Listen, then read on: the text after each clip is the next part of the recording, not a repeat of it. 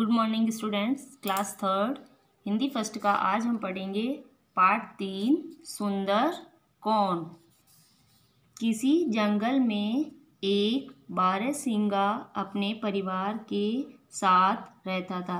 यानी एक जंगल में एक बारहसिंगा अपने परिवार के साथ रहता था। वह बहुत शक्तिशाली था। शक्तिशाली यानी ताकतवर। एक दिन घास चरने के बाद वह तालाब पर पानी पीने गया। एक दिन बारहसिंगा घास चरने के बाद तालाब पे पानी पीने के लिए गया। तालाब का पानी स्वच्छ था। स्वच्छ यानी साफ। तालाब का पानी कैसा था? साफ। उसने पानी में अपनी परछाई देखी। बारहसिंगे ने पानी में अपनी क्या देखी? परछाई। अपने सींग देखकर वह बहुत प्रसन्न हुआ और परछाई में अपने सींगों को देखकर वह बहुत ही प्रसन्न हुआ। उसने सोचा, ईश्वर ने मुझे कितने सुंदर सींग दिए हैं। और क्या सोचता है बारहसिंगा कि ईश्वर ने मुझे कितने सुंदर सींग दिए हैं। ये बिल्कुल मुकुट के समान है। ये कैसे हैं? जैसे कोई मुकुट हो। पेड़ की डालियों की तरह चारों तरफ फैले हुए हैं और मेरे सींग इतने सुंदर है कि जैसे पेड़ की डालियां फैले हुए रहती है। वह मन ही मन मुग्ध होता हुआ अपने सौंदर्य की प्रशंसा कर रहा था। मुग्ध यानी मोहित, सौंदर्य यानी सुंदरता। मन ही मन वह अपने सुंदर सींगों की प्रशंसा कर रहा था। तभी उसकी दृष्टि अपनी पतली टांगों पर पड़ी। और तभी दृष्टि यानी नज़र। तभी उसकी नज़र अपनी पतली टांगों पर पड़ी। उन्हें देखकर बारहसिंगा भगवान को कोसने लगा। कोसने यानी भला बुरा कहना।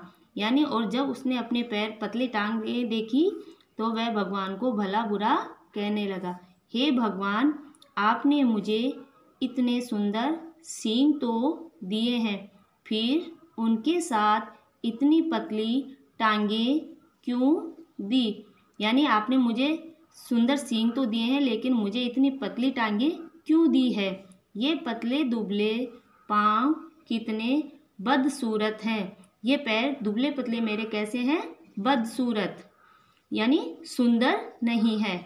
सुंदर सींगों की शोभा भी कम कर रहे हैं और ये पतले दुबले पैर हैं जो मेरे सुंदर सींगों की सुंदरता को भी कम कर रहे हैं।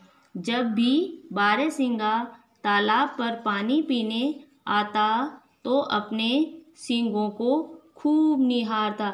और जब भी वह बारहसिंगा तालाब पर पानी पीने के लिए आता तब वह अपने सुंदर सींगों को बहुत ही निहारता यानी देखता रहता।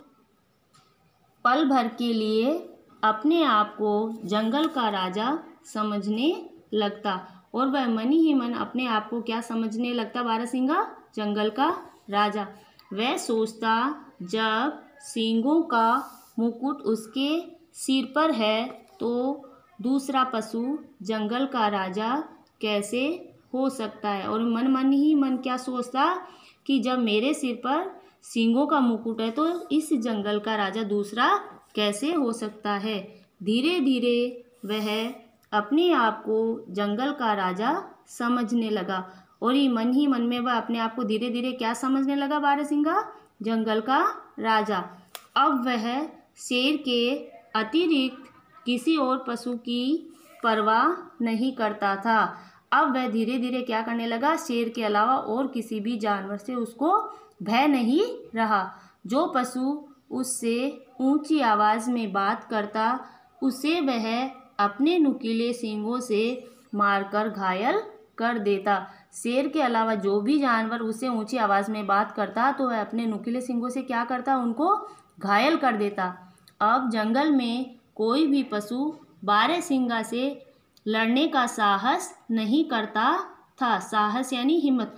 अब धीरे धीरे क्या हुआ? जंगल के जो जानवर थे शेर के अलावा वो कोई भी बारहसिंगा से लड़ने की साहस नहीं कर पाते थे। सभी को उससे भय लगता था। भय यानी डर। सभी जानवर धीरे धीरे क्या करने लगे, उससे डरने लगे। परेशान होकर सभी पशु जंगल के राजा शेर के पास गए। और एक दिन सभी जानवर परेशान होकर किसके पास गए, जो वहाँ का जंगल का राजा शेर था उसके पास गए। उन्होंने शेर से बारहसिंगे की शिकायत की। उन्होंने कहा, महाराज, एक बारहसिंगा इतना घमंडी हो गया है कि उसने सबकी नाक में दम कर रखा है। नाक में दम करना यानी परेशान करना। और वो सभी जानवर क्या कह रहे हैं कि जंगल का एक बारहसिंगा बहुत घमंडी हो गया और उसने सबको परेशान कर रखा है। आप हमारे राजा हैं, अतः आपका कर्तव्य है कि हमारी रक्षा करें। सभी जानवर शेर से कह रहे हैं कि आपका कर्तव्य है कि आप उस बारहसिंगे से हमारी रक्षा।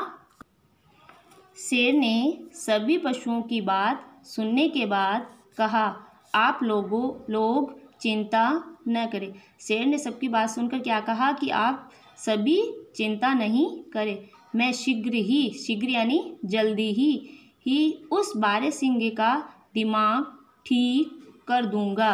और वो क्या कह रहा है, जंगल के राजा शेर क्या कहते हैं कि मैं थोड़े से समय में ही उस बारहसिंगे का दिमाग सही कर दूंगा।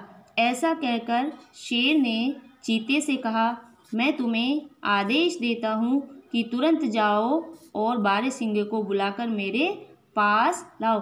सबसे पहले जंगल के राजा शेर ने उस बारहसिंगे को बुलाने के लिए किसको भेजा, चीते को। चीता दौड़कर बारहसिंगे के पास गया और उससे कहने लगा, हमारे राजा शेर की आज्ञा है कि तुम अभी मेरे साथ चलकर उनके सामने उपस्थित हो। चीता जाकर क्या कहता है कि आप बारहसिंगे से कि आप अभी जंगल के राजा शेर के सामने उपस्थित हो। अब इसके आगे का चैप्टर पार्ट 2 में हम रीड करेंगे।